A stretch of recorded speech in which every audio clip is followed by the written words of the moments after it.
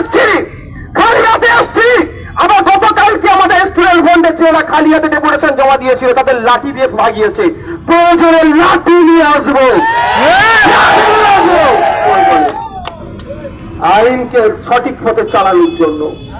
কাউকে মারতে আসবো না, আইনকে আইনের পথে চালানোর জন্য। এমনি জেলে আছি, বিনিমিত্তাকে জেল কাটাচ্ছে, 100 বার জেল কাটতে প্রস্তুত আছে আমার তিলোত্তমা বোনের জন্য, আমার স্বামীর মনীষের জন্য। কোন ধমকি চমকিতে আমাদের চলবে না, একটা সপ্তাহ অপেক্ষা করবো, অনেক হয়েছে। যার মধ্যে ক্ষমতার মসনদে আছে, একটা প্রক্রিয়া মারছে উনি ওখান থেকে জন্মদিনে মোদিজির ফুল মিষ্টি পাঠাচ্ছে।